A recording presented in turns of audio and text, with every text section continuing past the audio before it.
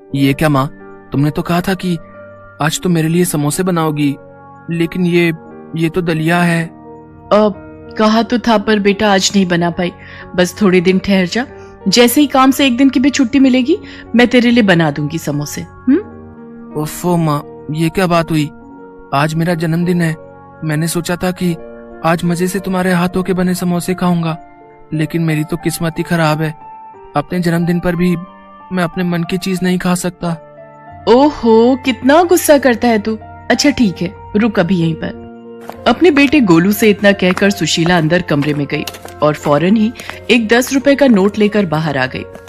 उसने वो 10 रुपए का नोट गोलू को देते हुए कहा, अब ले, ये 10 रुपए ले जा और लालू चाचा की दुकान पर जाकर खा ले समोसे। नहीं माँ, मुझे तुम्हारे हाथों से बने समोसे खाने थे। लालू चाचा को समोसे बनाना आता ही कहाँ है? ना तो उनके आलू में वो स्वाद है और ना ही तुम्हारे समोसे जैसा करारापन होता है उनमें। तुम रहने ही दो, जब टाइम मिले तब बना देना मेरे लिए। और इतना कहकर गोलू घर से निकल गया। समोसे ना खा पाने की उदासी उसके चेहरे पर साफ दिखाई दे रही थी, जिसे देखकर सुशीला का मन भी उदास हो गया और वो मन ही मन सोचने लगी, हाय रे मेरी फूटी किस्मत, अपने बच्चे की इतनी सी ख्वाहिश भी पूरी नहीं कर सकी। अब नहीं, मैं गोलू को उसके जन्मदिन पर ऐसे उदास नहीं रहने दूंगी। मैं बनाऊंगी उसके लिए उसके मनपसंद समोसे। लेकिन काम पर भी तो जाना है। तो क्या हुआ, रोज तो टाइम से ही जाती हो, एक दिन थोड़ा देर से चलू जाऊंगी तो कौन सा आसमान टूट पड़ेगा। वैसे मालकिन बातें तो सुनाएंगी, लेकिन कोई बात नहीं, मैं सुन लूंगी, लेकिन अपने गोलू के चेहरे पर खुशी लाकर रहूंगी मैं। ऐसा सोचकर सुशीला फौरन समोसे बनाने में जुट गई। पहले वो बाजार जाकर समोसे बनाने का सामान लाई और फिर उसने फटाफट गर्मा गर्म समोसे बनाकर तैयार कर दिए। कुछ ही देर में गोलू घर वापस आ गया और अपनी माँ सुशीला से बोला, अरे माँ, तुम काम पर नहीं गई अब तक? और ये खुशबू, ये तो माँ तुमने समोसे बना दिए क्या? हाँ बना दिए, आजा खा ले जल्दी से। सुशीला की बात सुनते ही गोलू फटाक से हाथ मुंह धोकर समोसे खाने के लिए बैठ गया।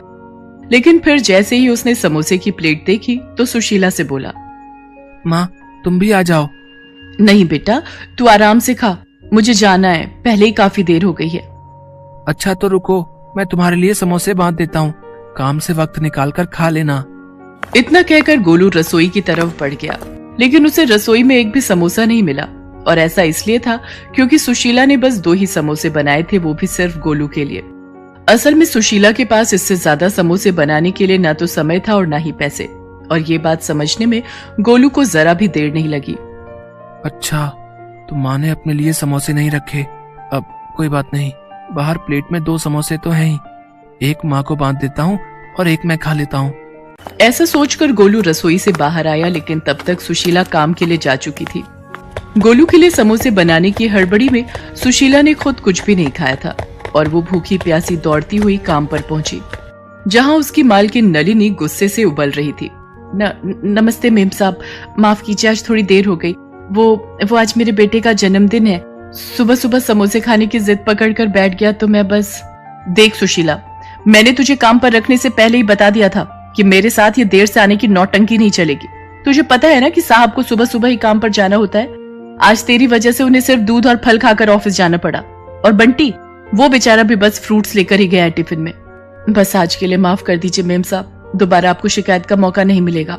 हाँ, दोबारा ऐसा नहीं होगा, क्योंकि मैं तुझे दोबारा ऐसी गलती करने का मौका ही नहीं दूंगी। मैंने अपनी फ्रेंड को बोलकर नई मेड का इंतजाम कर लिया है, वो अभी थोड़ी देर में आती ही होगी। एक बार उससे बात फाइनल हो जाए फिर तुझे काम पर आने की कोई जरूरत नहीं है। नहीं मेम साहब, ऐसा मत कीजिए, मेरी हालत तो आप जानती ही हैं। मेरे पति नहीं है, बस एक यही काम है जिसके सहारे मैं अपने बच्चे को पाल रही हूँ। अगर ये काम भी छूट गया तो बड़ी मुसीबत हो जाएगी मेम साहब। रहने दे, तुम छोटे लोगों के ये सारे हथकंडे ना मैं अच्छे से जानती हूँ। वैसे तो बड़ा गरीब होने का नाटक करती है, लेकिन अपने बेटे की इच्छाएं पूरी करने के लिए खूब पैसे हैं तेरे पास। सुबह सुबह समोसे तल कर आ रही है और कहती है कि गरीब है। चल अब यहाँ खड़ी होकर और मेरा टाइम वेस्ट मत कर, जाकर काम निपटा। मैं उस नई मेड से बात करके बताती हूँ कि तुझे कब तक काम पर आना है। सुशीला नलिनी के सामने गिड़गिड़ाती रही, लेकिन नलिनी को उस पर तरस नहीं आया। वो हमेशा ही ऐसा करती थी और इसीलिए उसके यहाँ कोई काम वाली ज्यादा दिन टिक नहीं पाती थी। काम निपटा कर सुशीला घर वापस आ गई, जहाँ गोलू उसका बेसब्री से इंतजार कर रहा था। माँ तुम आ गई, तुमने कुछ खाया तो नहीं होगा ना? आ जाओ मैंने तुम्हारे लिए एक समोसा बचा कर रखा है। गोलू की बात सुनकर सुशीला की आंखों में आंसू आ गए। उसने फौरन आगे बढ़कर गोलू को अपने सीने से लगा लिया और रोते हुए उससे बोली, मुझे माफ कर दे मेरे बच्चे, मैं जानती हूँ कि मैं बिल्कुल भी अच्छी माँ नहीं हूँ। नहीं माँ, ऐसा मत बोलो, तुम बहुत अच्छी हो। और तुम्हें पता है तुम्हारी सबसे अच्छी बात क्या है? तुम्हारे ये समोसे। हाँ माँ, सच में। और इस बार जो चटनियाँ बनाई थी तुमने, आहा, मजा ही आ गया माँ, बिल्कुल चाट सी बन गई थी। हाँ, समोसा चाट। तुम रुको, मैं अभी तुम्हारे लिए वैसे ही समोसा चाट बनाकर लाता हूँ जैसे आज मैंने खाई थी। इतना कहकर गोलू सीधा रसोई में गया और फिर उसने बचे हुए एक समोसे को एक प्लेट में तोड़कर उस पर तीखी और मीठी चटनी डाल दी। फिर उस पर थोड़े से चने भी डाल दिए और फिर उसे लेकर सुशीला के पास गया। लो माँ, खाकर देखो इसे। अरे ये क्या हाल कर दिया तूने समोसे का? और ये चने कहाँ से लाया? पड़ोस वाली शांति चाची दे गई थी। उनके पास हमारी एक कटोरी थी ना, उसी में ये चने रखकर लाई थी। माँ, अब तुम ये सब बातें छोड़ो और ये समोसा चाट खाकर देखो। सुशीला गोलू की तरफ देखकर मुस्कुराई और फिर उसने समोसा चाट में से एक चम्मच चाट लेकर चखी और फिर गोलू से बोली, अरे वाह गोलू, तूने तो सचमुच में ही कमाल कर दिया। ये तो बहुत बढ़िया है, ले तू भी खा। सुशीला गोलू को खुश देखकर बहुत खुश थी।